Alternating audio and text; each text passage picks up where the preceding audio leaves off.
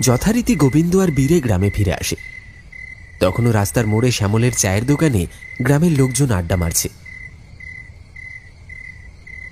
গোপাল খুড়ো বলল,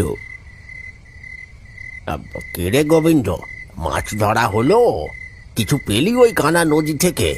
না গো, তেমন কোনো বড় মাছ হাতে লাগলো না। মাছগুলো সব গেল কোথায় তাই ভাবছি। খুড়ো খুড়ো, এভাবে আর কতদিন বলো তো? সবাই যে পেটের জ্বালায় ধুঁকতে শুরু করেছে। মরবি কেন?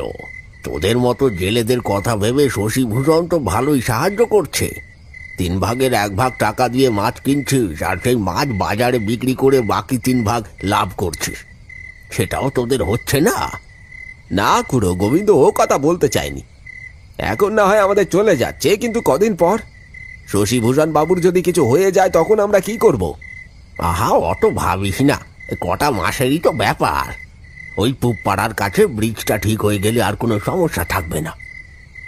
বলছি খুড়ো, একটা কথা জিজ্ঞাসা করব, রাগ করবে না তো? এই শশীভূষণ বাবু এত মাছ পান কোথায়? কানা নদীতে তো কোনো মাছ নাই। হঠাৎ সেই প্রশ্ন শুনে চমকে উঠলেন খুড়ো। কিছুক্ষণ গোবিন্দ আর বীরেকে ভালো করে দেখে নিয়ে বললেন, দেখ গোবিন্দ, এই দুর্দিনে শশীভূষণ যে তোদের সবাইকে কত সাহায্য করছে, এটাই তোদের কপাল। কৌতূহল ভালো, বেশি কৌতূহল কিন্তু কপালে দুর্ভাগ্য ডেকে নিয়ে আসে। খুড়োর মুখে এই কথা শুনে গোবিন্দ আর বীরে আর কোনো কথা বলল না, শুধু আসছি বলে সেখান থেকে উঠে পড়ল। শশীভূষণ এই চাপাহাটি গ্রামের একজন গণ্যমান্য ব্যক্তিবর্গ। বংশ পরস্পরায় জেলে কানা নদী থেকে মাছ ধরে নিজের পেটটুকু চালিয়ে নেন। গোপাল খুড়ো তার সঙ্গী। সপ্তাহ 2-3 কানা নদীর ওপর পাকা ব্রিজ তৈরির কাজ শুরু হয়েছে, ফলে নদীতে বড় কোনো মাছ পাওয়া যাচ্ছে না। ফলে চাপাহাটি গ্রামের জেলেরা সংকটে পড়ে যায়। বাজারে মাছের আমদানি রপ্তানির অবস্থা খারাপ। ঠিক এমন অবস্থায় গ্রামের মাছের আড়ত খুলে বসেন শশীভূষণ বাবু।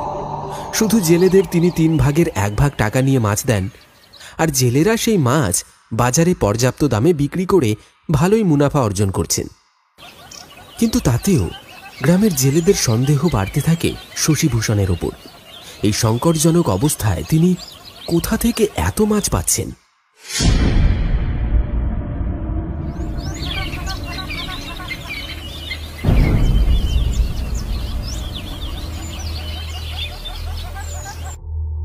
ও খুড়ো, কত করে নিচ্ছ মাছ? প্রতিদিন জানি, রুই 60 টাকা কেজি আর কাতলা 80 টাকা কেজি।